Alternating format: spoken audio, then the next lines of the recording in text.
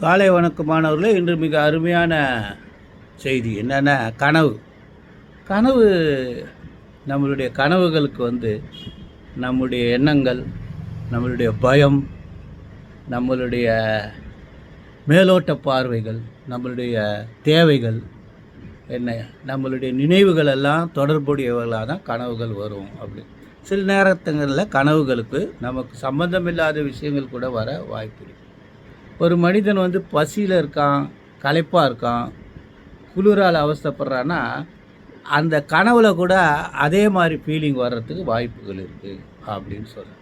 இப்போ நீங்கள் பெட்டில் இருந்து கீழே விலகிட்டு படுத்துட்டு தூக்கத்தில் படுத்துருந்தீங்கன்னா உங்கள் கனவில் நீங்கள் ஐஸ் பெக்கில் படுக்கிற மாதிரி கூட கனவு வர்றதுக்கு வாய்ப்பு இருக்குது. இதை மாதிரி விஷயங்களில் சைக்கானலிஸ்ட் இதை ரிசர்ச் பண்ணிட்டு, சைக்கானலிஸ்ட் என்ற குரூப் இதை ரிசர்ச் பண்ணிகிட்டு இருக்காங்க. நீ நம்மளுடைய நிறைய கனவுகள் உண்மையாக ஆவதில்லை, அதுன்றது ரொம்ப முக்கியமானது. கனவு உங்களுடைய எண்ணங்களை நிறைவேற்றக்கூடிய அளவுக்கு கனவுகள் இருக்குமே தவிர அது நினைவில் நடப்பதில்லை. அதே மாதிரி இந்த தேரிகள் பிரகாரம் நீங்கள் தூங்கும்போது உங்களுக்கு ஏற்படுகிற தடைகள் உங்களுடைய வாழ்க்கையில் ஏற்படக்கூடிய தடைகள்லாம் கூட கனவுகளாக வரக்கூடிய வாய்ப்பு இருக்குது.